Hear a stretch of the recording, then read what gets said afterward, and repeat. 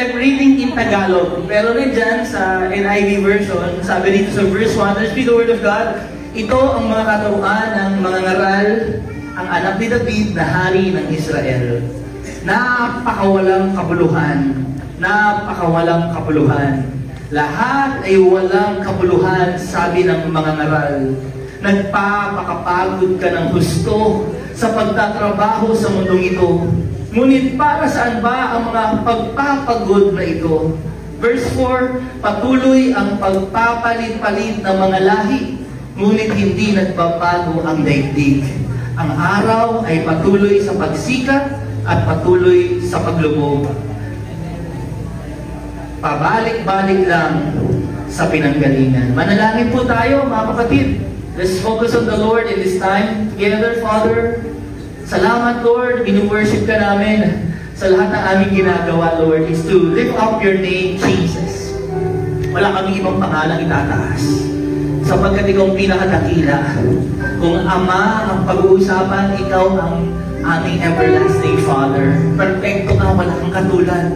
Kaya Lord, ang aming panalangin sa mga oras na ito, sa pag-aaral ng salita, Lord, binubuksan mo ang puso't isipan namin na maintindihan namin na ang buhay na wala ang Diyos bilang sentro ay buhay na walang kabuluhan. Kaya Panginoon, tulungan mo kami, bigyan niyo po kami, Lord, ng karunungan, kaalaman at pangunawa.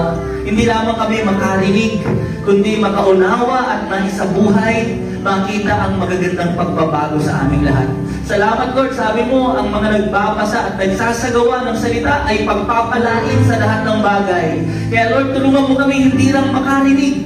Ito ay aming gawin sa aming buhay. Salamat po, Diyos. Tinatanggap namin ang pagpapala ng salita mo sa pangalan ni Jesus. Amen. Palakpakan natin ang Diyos. Una po tayo. Praise the Lord. Muli ng Panginoon natin buhay. So, we have a month of Father's Day celebration. Sabi nga ni Brother Yules kanina, hindi lang Father's Day, Father's Month. Month of the Fathers, itong June. Diba? And syempre, announcement from activities po natin this coming June 23. Ayan, next slide natin, kapatid. To 27, ayan, meron po tayong prayer and fasting. Napakaganda dito sa pagbabalik natin sa Panginoon. Kalahati ng taon, tapos na. Kaya, kailangan yung last na kalahati. Ready tayo, prepared tayo spiritually. So, mag-prayer and fasting tayo. Automatic to, walang gadgets, walang Netflix. Pero manonood tayo ng online prayer meeting, alas 7. And then, aatin tayo ng cell group online, and then off muna natin yung ating mga social media platforms. Okay? And then after ng 5 days of prayer and fasting, sama-sama tayo dito, kainan tayo, break of fast. And then after ng break of fast, talagang refreshing, may prayer, meron ditong mga salo-salo, and the Holy Spirit will fill us with His power, no? Sige, we are opening another book in the Bible. Ang tawag sa kanya, mga ngaral. Sabi natin, Ecclesiastes. Pag binasa po ninyo itong Ecclesiastes, 12 chapters, remember the context. Sabi mo context. Sino ang sumulat? Ano ang panahon ng sinulat na ito? Anong nangyayari dito sa author nung kanya itong sinusulat? Pero siya ay inspired by the Holy Spirit. Remember this. Context is key. Para mauntawaan po natin, ang sinasabi ng Biblia, hindi tayo mailigaw. Kailangan lang natin yung konteksto. The writer of Ecclesiastes, talagang mga scholars, sinasabi nila, si King Solomon. Doon sa opening pa lang ng kanyang chapter, di ba? A teacher, a king, the king of Israel. Sino ba yung hari na yun? Siya yun. So, meron pong tatlong sinulat si Solomon na talagang alam na alam natin. Number 1, yung Proverbs. Alam niyo yung Proverbs, di ba? Yung kawikaan. Dahil sa wisdom na binigay ni Lord sa kanya, naisulat niya yung mga kawikaan. Pangalawa, yung in love si Solomon. Yung Songs of Songs. Song of Songs, o tawag dyan iba, Song of Solomon. Ngalang, ang sabi ng Panginoon sa kanya, Solomon, binigyan kita ng karunungan, kapangyarihan, katanyagan, kilala ka sa lahat ng hari, pero ito lang ang piling ko sa iyo. Kahit mong kanyang tatay na si David, huwag mong tatalikuran ang Diyos. Sa paanong paraan, huwag kang mag-aasawa ng hindi Israelita o Hudyo. dapat ikay maging tapat sa Diyos. Siya lang ang sasambahin mo. Eh dahil si Solomon, famous, influence niya, ang taas, may power, may pera. Alam niyo kung ilan naging asawa niya? 300. Hindi lang yun. Meron siyang mga concubines. 700. Total of 1,000. Alam niyo nangyari? Yung mga napangasawa niya, yung mga concubines niya, sumasamba sa ibang Diyos-Diyosan.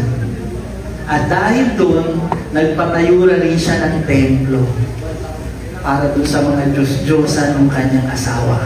Dati, doon na siya sumasamba kay Yahweh. Ngayon, ang dami niya ng sinampang Diyos-Diyosan. Imagine, different culture. Iba-ibang kultura, iba-ibang lahi. Iba-iba ng influence ang bringing to mga babae na ito. Ano kaya yung naituro nila kay Solomon? Diba? Yung mga asawa niyo po ba may ibang naituro sa inyo pag galing sa probinsyang ganito, Bicolano, Ilocano, Bisaya, diba? May natuturo eh. Eh lalo na ito from different places. Ano na kaya? Salo-salo na, no? Kaya itong Ecclesiastes, listen, it is the book of vanity and human wisdom. Sabi natin, human wisdom. Yung wisdom na binigay ni Lord sa kanya na kung hindi niya nagamit. Ang nagamit niya na yung salo-salong mga karunungan ng mundong to. Kaya pag binasa natin to, hindi lahat i-a-apply mo. Amen? Kasi ito yung panahon na nalayo na siya sa Diyos. Ito na yung panahon na yung presence ni Lord talagang hindi niya na ma-experience sa buhay niya. Bakit? Dahil sa kasalanan. Lumayo na siya sa Panginoon. Kaya ang opening ng Bible, ng Ecclesiastes, ano? The life is meaningless. Wala nang kabuluhan. Wala nang kabuluhan. Lahat ay wala nang kabuluhan. Kumbaga parang ganito yan. Yung isang taong depressed, nagsulat. Bakit sinama sa Bible ko? Para malaman natin ang buhay ng isang tao, paano mag-isip kapag ang tao ito ay malayo sa Diyos. Para maiwasan natin yung mga errors na kanyang ginawa. The purpose of the book of Ecclesiastes, listen, is to demonstrate us the uselessness of living a life just mere enjoyment. Ang isang buhay na puro saya lang. Wala ang Diyos, makikita mo yung walang kabuluhan. Kapag ikaw nag-iisip ka puro lang paano maging masaya, paano makuha itong mga bagay na ito, makikita mo doon sa Ecclesiastes at sasabihin mo sa huli ng buhay mo, lahat ng meron ako, walang kabuluhan. At dito sa Book of Ecclesiastes, basahin natin ito, tina-target sa atin ibinigay. Ang target nito is lahat ng kaparaanan ng mga tao, lahat ng kaparaanan ng mundo. Yun ang target niya para ipaalam sa atin na kapag ganito ang naging buhay mo, at dito mo sisimulan ang meaning and purpose ng buhay mo sa mga bagay sa mundong ito, ang buhay mo, sasabihin mo, wala kabuluhan. Napakaganda nito. Isa to sa mga aral na aklat na ibinigay sa atin ng Panginoon. Gusto ko po kayong tanungin mga kapatid, speaking of a life that is fulfilled, may kapuluhan. Kapag kayo tinanong, sino ang pinaka-successful na basketball player? Sagot. Unang tao mong pasok sa isip nyo? Most of the time, sinasabi, Jordan. Di ba? Pera, yung signature shoes niya. Eh, eto, billiards. Diba? Nung nag-servants night out, sino daw yung magaling? John Bata Reyes. Si Brother John, yung anak niya. Ang galing sa billiard ni Brother Jonard eh. Diba? Sino yan? Siyempre, di ba? Successful, yes ano? Oh. Pag-usapan, eto, malaking pamilya, maraming anak. Sino naisip nyo? Hindi si Pastor, apat na anak namin, mas marami pa. Sino? John B. Revilla, tama? O, wala na yan, sumalangit na siya. Dalangin natin, naging Kristiyano siya, di ba? Dami, ilan ang anak niyan? Grabe nung dami. O, pag-uusapan, mayamang negosyante. Sino naisipan nyo? Henry C. Yung lolo ko. Rusi yun eh. Lagyan lang ng T. Rusi. Dapat yun eh. Rusi dapat yan. Okay. Richest businessman. Oh. Pag pinag-usapan, mga building, bahay, village. Sino naisip nyo? Si Villar. Di ba? Successful. May sariling kalsada. May sariling city. Di ba? Alam mo, makikita natin. Sa Pilipinas, the top fast food chain. Jollibee.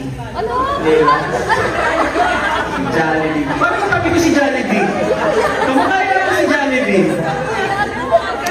Yan si Jollibee nung wala pang glutathione. Pag tinignan po natin ang buhay ng mga taong ito, parang tinignan natin ang ganda ng buhay nila, ang saya. Parang successful. Diba? This is how we define success. Na ikaw yung kinikilala ng mga taong greatest, richest, talaga successful. Kapag usapan basketball, yun. But the question here, listen, the success guarantees satisfaction in life. Satisfied ba sila? Masaya ba sila?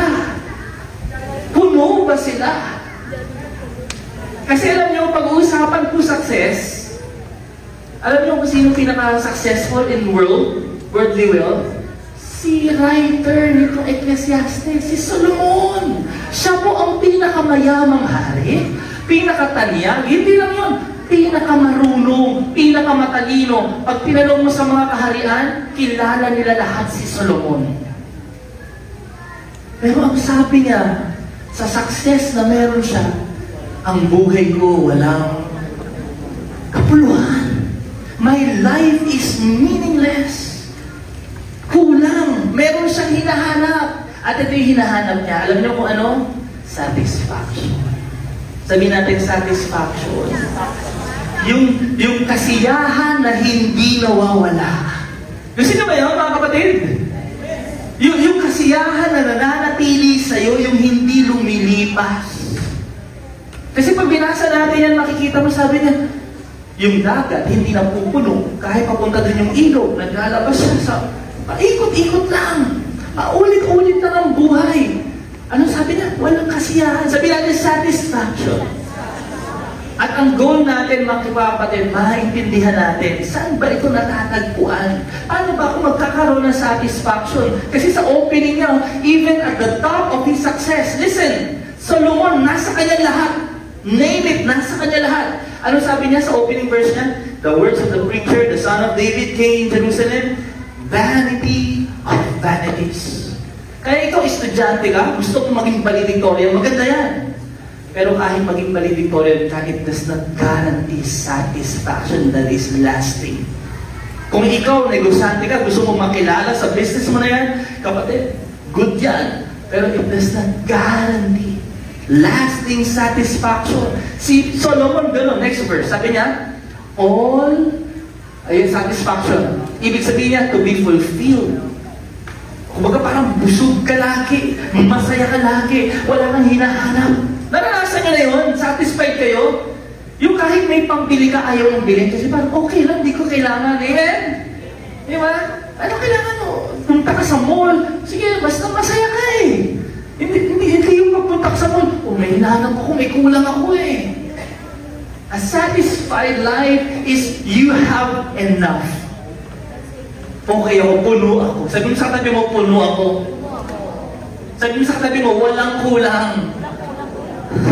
Gusto ba natin ang ganong buhay? Na kapag kinakausap ka, nagkukwento ka, puno-puno ka, walang kulang, okay sa lahat. That is a satisfied life. Next. Sabi niya doon, all that is done without guidance is vanity. Dito, pag binasa natin ito, dapat nating maintindihan na lahat ng kanyang isinulat ay nakabase sa isang tao na nabuhay na walang Diyos. Kaya ang buhay na walang Diyos at nakasentro sa sarili, sa kasiyahan, sa pagkamit ng mga bagay sa mundong ito, darating ang panahon, sasabihin mo rin, walang kapuluhan ng lahat. Ganon yung kanyang conclusion sa sa buhay. What's the reason? It's because he chose to live a life that is away from God. Umalis sa doon, hiniwalay niya yung kanyang sarili sa Diyos. Paano? Sa pagsuway niya sa sinasabi ng Panginoon. I'll give you 4 things about satisfaction. Number 1, everyone will do everything to find satisfaction. Totoo po yan? Lahat ng tao gagawin ang lahat para maging masaya. Amen? Tinanong katabi mo, tanongin mo, gusto mo ba maging masaya? Maging masaya. Kayo po, gusto niyo maging masaya? Yes or no? Lahat ng tao gagawin ang lahat ng bagay para maging masaya. Kahit pagod po yan, para maging masaya. Sabi niya dito sa chapter 2, 1-3, sinabi ko sa akin sarili, subukan mo kung ano ang kahulugan ng kaligayahan. Sabi niya, magpakasaya ka. Pero subalit, ito man ay walang kapuluhan. Darating ang point yung kasiyahan na yun, mawawala. Kaya alam niyo mga kabataan, anong mga bagay na pinupursue mo ngayon? Kasi siguro pag meron na ako nito, magiging masaya na ako. Siguro pag nagka-gadget na ako, nagka-iPhone na ako, nagka-boyfriend, girlfriend, siguro ako yung magiging masaya. Hello? Sabi ng Bible, pagdating sa dulo, nagka-boyfriend ka, nagka-girlfriend ka, ano sasabihin mo? Walang kabuluhan, nakakasawa tong boyfriend ko. Wala na itong girlfriend ko. Kapag pinili mo mabuhay walang Diyos, sige, karera, takbo. Let's pursue our dream. Okay naman yun. Pero kapag iniwanan mo ang relasyon mo sa Diyos just to pursue your career, ano sasabihin mo sa muli? Walang kabuluhan. Walang kabuluhan. Listening from this man who is successful in all areas of life. Lahat ng gusto ng tao nasa kanya. Pero sabi niya, walang kabuluhan niya pag wala ang Diyos sa'yo. Ecclesiastes 1 verse 8, sabay-sabay. Everything is wearisome, nakakapagod, paulit-ulit. No matter, let's read, no matter how much we see, we are never satisfied. No matter how much we hear, we are not content. Kahit makuha mo yan, kahit maging marami ang pera mo, gusto natin yun, tama ba? Pero kapag wala kang Diyos, at the end of your life, sasabihin mo, baliwala lahat ng pera. Baliwala lahat ng trophies. Lahat ng medal, lahat ng aking accolades, lahat ng mga triumphs ko sa buhay. If you are living without God, you will never be satisfied. Kahit anong gawin mo. Pangalawa, 4 lang to. Satisfaction found in this world vanishes. Sabihin natin sabay-sabay. Satisfaction found in this world vanishes. Masaya po magkaroon ng pera. Amen? Parang di yata kayo masaya? Plastic na naman. Masaya magkaroon ng pera. Amen? Masaya magkaroon ng bagong sapatos. Yes? Gadget. Ano pa? Masaya pumasok sa relationship. Bago eh. Pero yung saya, tumatagal ba? Vanishes. Nawawala. Lumilipas. Masaya ka ngayon, after ilang months, masaya ka pa ba? May bago kang gadget ngayon. Totoo ha, sa mga bine-bless yung kotse, inaamoy ko yung kotse, bago eh. Wow, bago, praise God. Yung kotse na yun, pag amoy mo, dami pa dito, 4 pa naman yun eh. Pag-uwi namin, natanggal yung medyas. Pero pakinggan nyo, yung saya mo nung una, hindi na parehas after 3 months. Tama ba? Hindi ka nasasatisfied. Gusto mo ngayon ng mas bago pang sasakyan. Gusto mo ba ng mas updated na gadget? Hello, are you listening? Sapatos mo nga, dami na eh. Pero mas gusto mo yung bagong labas ngayon. Yung bag mo, ang dami. Pero gusto mo yung bagong labas ngayon. Tama ba? Hindi naman dahil hindi ka grateful, kundi dahil yung satisfaction na binibigay ng mga bagay sa mundong ito, totoo, lumilipas. Nawawala. Kahit na kasalanan eh. Sin never satisfies. Kasi kung ang kasalanan, it satisfies you, hindi mo na siya uulitin. Isang kasalanan lang, satisfied ka na. Tama ba? Pero hindi eh. gagawin at gagawin uli. Bakit? Kasi it really never satisfies. Pakinggan niyo to. Satisfaction found in this world vanishes. Nawawala. So, iisipin natin, hindi na ba tayo magpe-pray ng mga material things? Hindi. Ganito yan, kapatid. Kung ang mga bagay na meron dito sa mundo ay nagbibigay sa atin ng kasiyahan pero nawawala, kailangan mas mag-isip tayo ng long term. Kailangan isipin mo yung long term. Yung pangwalang hanggan. Example, yung cellphone. Yung cellphone mo, bata, gadget. Paano hindi mawawala yung kasiyahan ko? Isipin mo long term. Paano? Gamitin mo for the glory of God. Sa tuwing nagagamit mo yung cellphone mo sa pagdodocument sa church, sa panonood mo ng mga videos about God, magiging masaya ka. Tama ba? Nagagamit mo siya. Kasi kapag ginamit mo lang siya sa games, sa calls, sa messages, lilipas eh. Kailangan isip mo, Lord, paano ito magagamit for your kingdom? Alam niyo si Solomon, sabi niya sa verse 16, sinabi ko sa aking sarili, karunungan ko'y higit sa sinundan kong mga hari. He was rich in wisdom. Pag sinali natin ito, ano bang mga ano ngayon? Yung Battle of the Brains? Bago yan eh. Alam mo yung sumali ito sa mga tanong, talagang champion to. Pero kahit ganun siyang kayaman, sa kanyang karunungan, wala pa rin. Sabi niya, life is meaningless. Properties, pag-usapan natin, lahat ng nakikita ko, akin yan. Kumbaga parang kay Solomon, ganun. Nakapagpatan, laki ng bahay, mansyon, yung garden niya, tinataniman, may mga ubas doon, pwede kong mag-pick ng mga grapes doon. Grabe! Sabi niya dito, lahat ng uri ng punong kahoy, pwede ka mamalengke doon, lahat ng prutas nandun.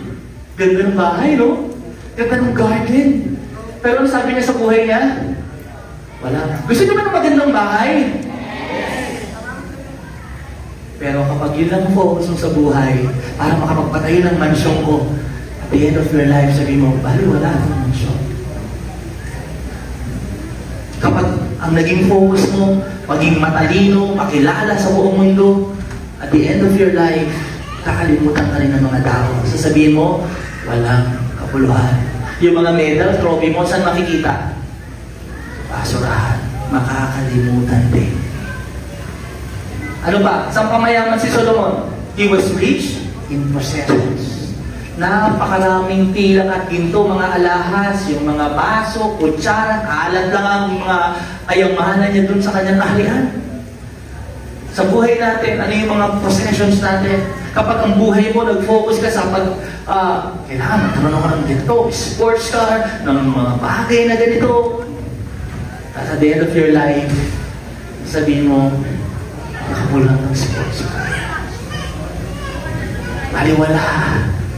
Ang sabi niya dyan, mang-aawit na babae at lalaki, meron siyang mga singers, may mga tauhan siya, marami siyang asawa. Sabi niya, pawang magaganda.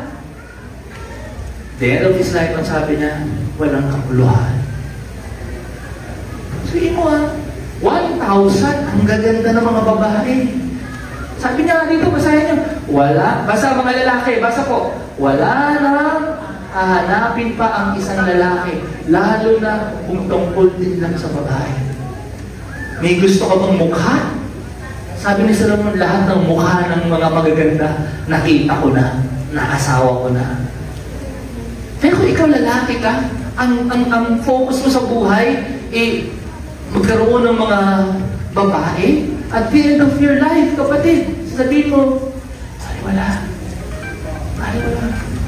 Yung abs mo, pagdating na end of your life, sabihin mo sa abs mo, wala kapuluhan. Yung rejuve, hindi naman masama yan eh. Yung pagpapaputi natin, kapag ang focus lang natin sa sarili nating katawan, hindi naman sama yan. Pero kapag yun ang naging buhay mo, nabuhay kang walang Diyos, at naging Diyos mo sa sarili mo, it will be meaningless. Ito pa, si Solomon, he has freedom in his passions. Sabi niya, wala akong ginusto na hindi ko nakuha. Wow! Grabe, no? Lahat ng gusto ni Solomon, nakuha niya, yes or no? Nakuha niya. Pero sabi niya, ginagawa ko ang lahat ng aking magustuhan. Gusto ko maging pintor. I have all the means. Gusto ko mag-golf. Okay, gawin natin yan. Basketball. Ano ang gusto mo? Gusto kong tumugtog, magbanda. Gusto ko mag-abroad. Pwede niyang gawin ang lahat. Kasi minsan ganito yan eh. Kung magagawa ko lang sana yung gusto kong gawin sa buhay ko, magiging masaya ako. Gusto kong maging artista. Kung gusto kong maging influencer. Kung sisikat lang ako sa vlogs ko, siguro magiging masaya ako. Ha? Kung makikilala ko, kapag patayo lang ako ng sarili kong business, merong shop, magiging masaya ako. Hello! Si Solomon, lahat ng ginusto niyang gawin, nagawa niya. Kung makakapag-travel lang ako sa lugar na ito, magagawa ko lang to, siguro magiging masaya ako. Sabi niya, wrong. You will never be satisfied with the satisfaction that the world gives. Ang sabi niya sa verse 2, next verse, lahat ay walang kabuluhan. Pangatlo, worldly success, next mo, worldly success, the third point, does not guarantee lasting satisfaction. Hindi ko sinasabi na hindi na tayo mag-strive for excellence. Hindi ko sinasabi na huwag kang mag-pray ng promotion. We pray for that. We want you to excel in your life, in your finances, in what you do. Pero kapag yan ang naging sentro ng buhay mo, it will not guarantee lasting satisfaction. Kilala niyo itong mga tao na ito sa mga nauna sa amin. Si Marilyn Monroe. Kilala niya? Yes. One of the greatest screen legends. Si Robin Williams. Kilala niya? Galing niya, komedyante. May mga movie niya. Peter Pan. Napanood niyo yun? Successful, yes or no? Mayaman, yes or no? Famous, yes? Kumaga parang lahat nasa kanila, no? But look at here. Everybody look at here. They commit suicide. Huh? Successful na yun. Anong kulang? Mayroong hinahanap yung tao. Kilala niyo yung isa sa mga fashion designers, si Kate Spade. Mahal mga bags dyan. Kilala niya yan? Yung mga bags, mga pasaksak. Yung Spade. Successful, yes or no? Yes. Famous? Yes. Influence niya talagang buong mundo. Napili ng bag niya. Ikaw may suicide. May problema. Merong hinahanap yung mga tao na ito. Tama ba? Kilala niyo si Kurt Cobain, yung Nirvana? Rock and roll yan. Linkin Park, idol ko yan, wala pa ako kay Lord. In the end. Lahat ng mga kanta niya, alam ko. Famous in the music industry, they hang themselves. They also commit suicide. Ito, yung mga nauna, mga lumang tao, artist, painter, si Van Gogh. Nakikita niyo sa mga notebook yan. Yung almonds and yung blossoms. Siya gumawa niya, sikat na sikat. Alam ginawa niya? Binaril niya yung kanyang sarili. How did people successful, so much influence in the world, will they have the fame, the power, the money? How come? Ganito yung naging ending ng buhay nila. Because like Solomon, they find that their life is meaningless. That's why yung fullness of joy, a month of rejoicing, napaka-importante na meron kang kasiyahan. Tama ba? Kasi kapag hindi ka na masaya sa trabaho mo, ano gagawin mo? Ayaw ko na, naiinis na ako, hindi na ako papasok. Tama ba? Even a lot of couple, ayaw ko na sa marriage natin, hindi na ako masaya. Wala yung satisfaction. Merong isang napakagandang sinabi. Kilala niyo si Jim Carrey? Si Si Jim Carrey kaya ganito sabi niya, na-realize niya yung buhay, nagkaroon siya ng connection kay Lord. Sabi niya, I hope that everybody could get rich, everybody would be famous, and will have everything they have been dream of. Sabi niya, dalangin ko lang, makuha mo, gusto mo, tumagumpay ka, sumakses ka. Kahit anong step by the step pa yan. Para malaman mo na hindi yun ang tunay na sagot. He was successful. Famous. Mayaman. Nasa kanya na rin lahat.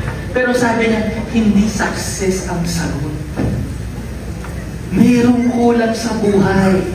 Because a man who lives for himself, for his own enjoyment, yun ang naging buhay ni Solomon. Ang tawag niya doon, life under the sun. Basa, kapatid.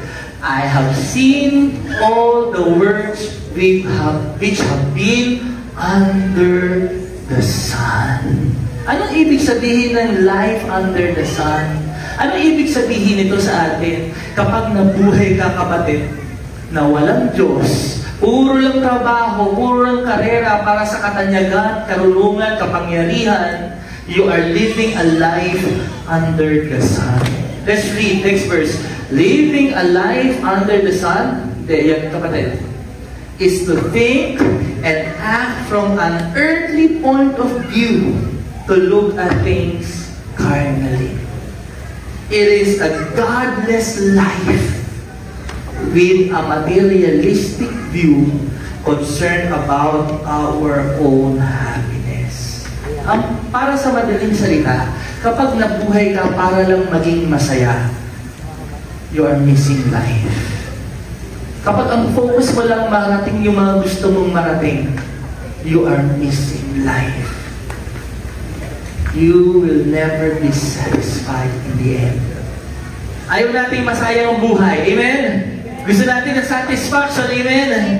Kaya alam nyo, yung gumawa ng calculator, naglilinis sila JD sa kwarto namin. Dado, kailangan pa puti Kuya EJ. Oh, calculator yan. Alam mo sino gumawa nun? Si Blaise Pascal.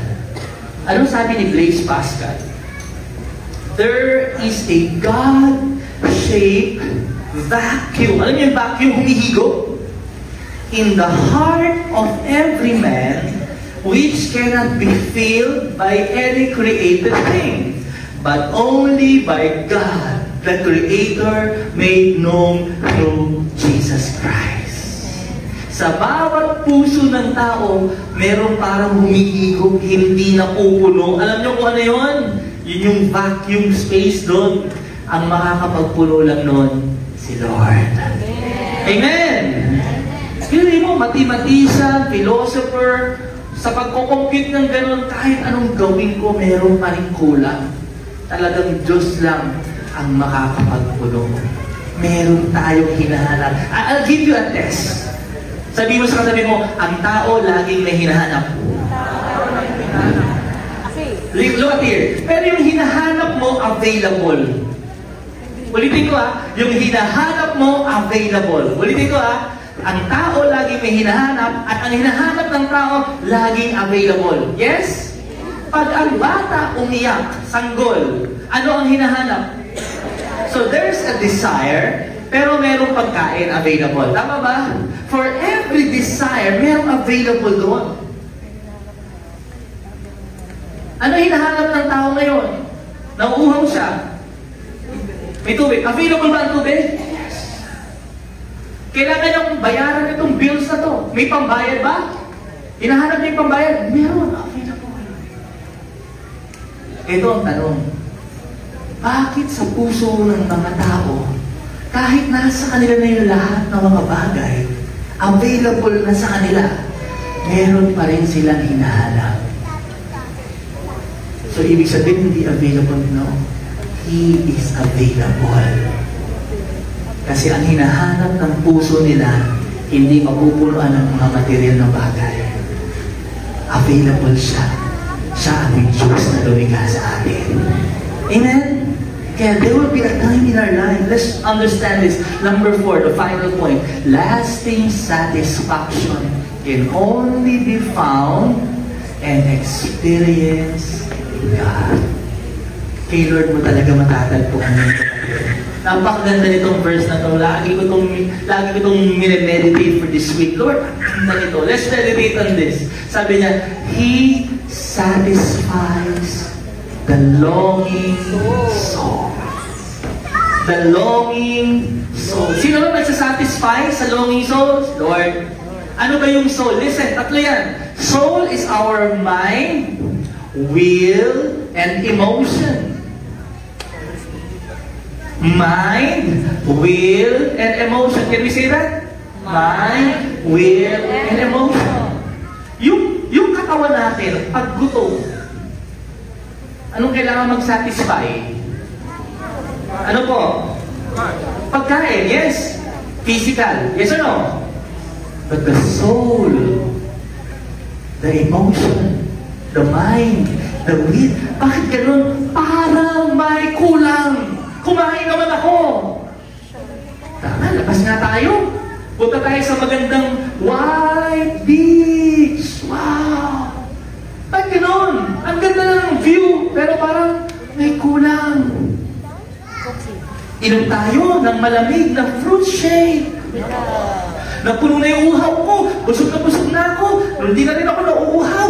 Pero parang bakit meron pa rin kulang? It's not the body that is hungry. It's not the body that is thirsty. What part of that man is? Ano yun? The soul. Ang sabi ng Bible, ang makakapag-satisfy lang for our emotions, our will, our mind, is God. Baka dumating kasi sa punto, bakit gano'n? Napanood ko na lahat ng movie, natikman ko na lahat ng masarap na pagkain, nakapunta ko sa magagandang lugar, bakit parang hindi pa rin ako masaya? Actually, masaya yung katawan mo. Masaya yung mata mo. Pero ang kulang, yung kaluluwa. Dahil ang tunay na makapagpupulo ng kaluluwa natin, hindi yung kinakain, hindi yung iniinom, napapanood, ang Diyos. They make your life be centered in God. Na hindi lang to, sabi ni Jesus, hindi lamang saan? Sa tinapay, mabubuhay ang tao. Amen! Many times. Bakit gano'n kulang pa rin? Parang ang lungkot ko, Pastor. Lahat ng tuloy mo, naka-aircon ka, may sasakyan ka, may asawa ka, may anak ka, pero ang lungkot mo. Kumain ka, nakakakain ka ng masarap, pero bakit ang lungkot? It's not the body anymore. Naintindihan niyo? It's the soul that is longing for God. Kulang sa presence ni Lord. Baka nakalimutan mo na ang Diyos. Ang focus mo na lang is yung mga bagay na gusto mo at hindi yung plano at kalooban ng Diyos sa buhay mo. Because, listen, body, yung ating mata, pwedeng mabusog yan. Yes. Mata, mabusog. Magandang view. Busog yung mata mo eh. Bibig mo, tiyan mo, mabubusog ka. Yes or no? Pero merong hindi nabubusog. Merong hindi nasasatisfy. Yung soul. The next time na dumating sa'yo to, alam mo na ang problema. We need God in our life. Kailangan natin ang Diyos sa buhay natin. Finally, anong sabi ni Jesus? John 10:10, my purpose is to give them a rich and satisfying life. Isn't that wonderful? That the God that we serve, ang dahilan ng kanyang pagbaba dito, hindi lang para punuan yung laman ng tiyan natin. Gaya ng mga 5,000 tao na pinakain ng 5 tinapay at 2 isda. Lord, hinahanap ka namin eh. Lord, saan ka ba pupunta? Ano sabi ni Lord? Huwag niyong hanapin ang pagkain na nawawala na nabubulong na sisira. Ang hanapin mo ay ang salita na mananatili magpawalang hanggan. Bakit kaya sinabi ni Lord, Kasi magugutom ka rin physically. Pero kapag ang kaluluwa mo ay puno at satisfied in God, kahit ano okay lang sa'yo.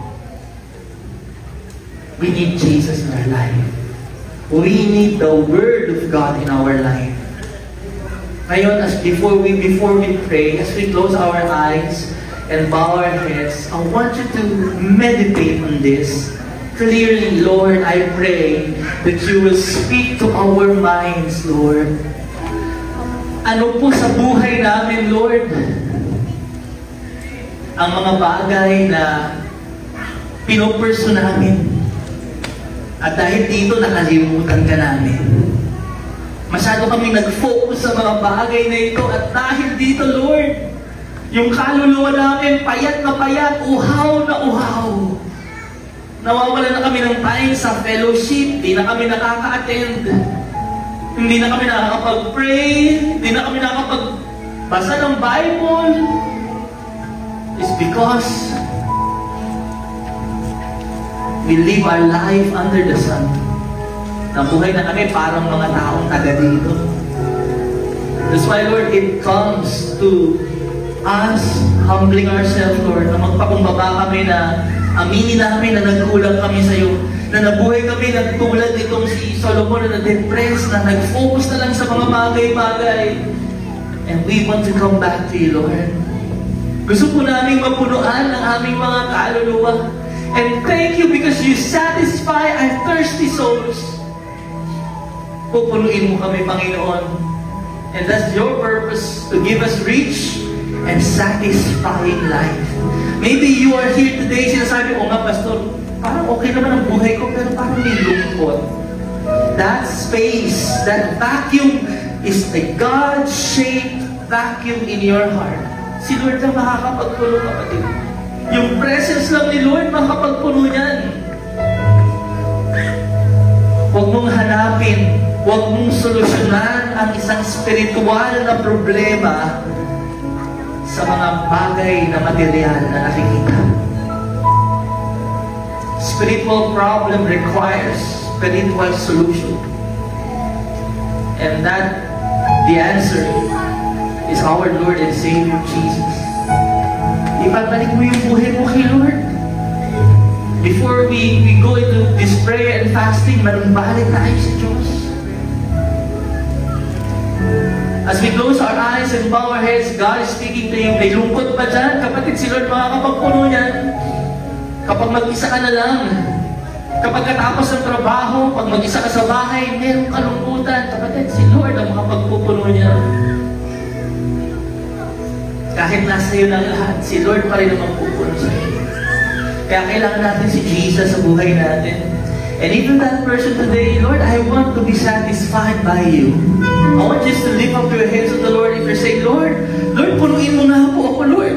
Kulang na, tuyong-tuyo na ako, Lord. Let's recommit our lives to God. Let's recommit our lives to our Lord. As you lift up your hands to Him, I want you to pray this prayer. Lagi na natin itong pinagpe-pray, pero this time, pagsisihan natin yung pagtalikod natin sa Lord. Pagsisihan natin yung mga distraction na pinili natin kesa sa Lord. Let's ask God's forgiveness. Sa panalangin ito, kapatid, as you lift up your hands to God, sabihin mo sa Kanyang Panginoong Jesus, sabihin mo prayer mo, Lord, kailangan kita sa buhay ko. Panginoon, punuin niyo nga po ako. Lord, patawarin niyo po ako sa pagkakasala ko, sa pagtalikod ko, sa paglimot ko sa iyo. Panginoon, pinagsisisihan ko na po ang lahat at binubuksan kong muli ang aking puso. Tinatanggap kita bilang Panginoon ko at tagapagligtas. Salamat po sa banal na Espiritu. Pinupuspos ako ngayon ng kagalakan. Salamat sa banal na Espiritu na tutulong sa atin para makabalik sa iyo, O Diyos. Salamat po, Panginoon, sa pagpapatawad mo at sa walang hanggang buhay sa langit. Sa pangalan ni Jesus. Amen. Kung tinanggap natin yun, come on, let's clap our hands to the Lord and praise Him for His forgiveness. Come on, tayo na tayo, mga kapatid. Praise the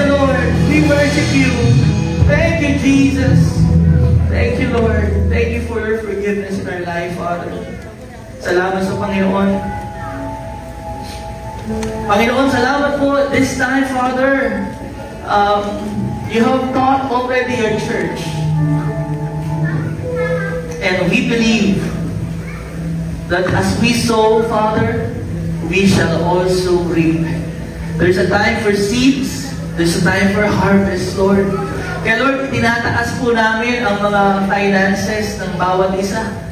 Ang mga kapatid namin na patuloy na sumusuporta sa pagbabahagi ng iyong salita sa pamamagitan ng pagbibigay. Lord, pagpalain mo ang gawa ng aming mga kamay. Do you receive that? Lord, i-bless niyo po lahat ng hahawakan namin, Panginoon. Ang mga produkto, mga negosyo, ang trabaho namin. Lord, Ikaw ang Diyos na nagpo-promote, Panginoon. Ikaw ang nagtataas. Ikaw ang nagbibigay ng paglago. Kaya Lord, palalaguin mo po, Lord, ang lahat ng aming ibibigay. Ang lahat ng aming itatanim at makikita ang pinagpalang buhay sa aming lahat. Sa pangalan ni Jesus. Amen. Amen. Thank you, Lord.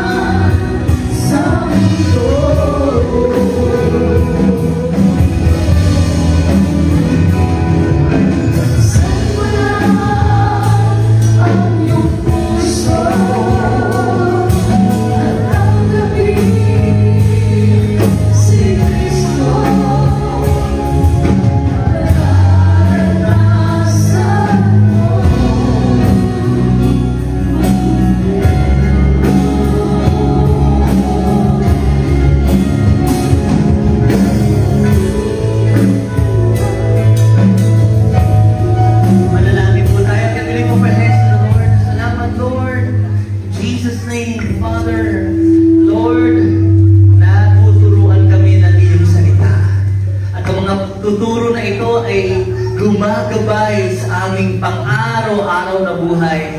Salamat Lord, hindi lamang kami nakarinig. Natagpuan na namin ang tunay na kaligayahan, kasaganahan na magpupuno sa aming puso. At ikaw yun, Panginoong Jesus. Lord, salamat dahil ang buhay namin sa iyo ay ganap at kasiyasiya. Buhay na sagana at umaapaw sa kagalakan. Salamat po sa mga salitang ito, Lord. Makikita sa amin ang buhay na nakasentro sa iyo, O Diyos, na lahat ng aming ginagawa, Panginoon, lagi kang nasa unahan. Lagi kang kasama, Panginoon. Kaya nagpapasalamat po kami sa mga salita kami tinanggap. Makikita ang magagandang pagbabago sa aming buhay. Tunay nga, Lord, dahil sa iyo kami ay puno. Tunay nga na dahil sa iyo kami ay kontento. Sa pangalan ni Jesus. Amen. Come on, palakpakan natin ang Panginoon natin.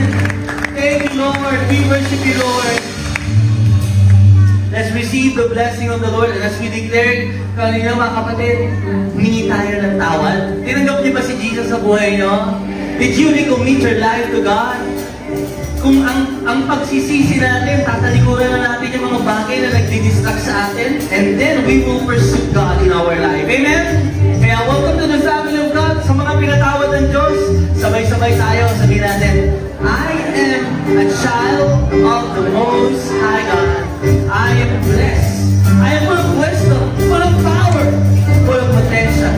I can do all things. I will overcome. I have a great destiny in Christ, and I believe it, and I receive it.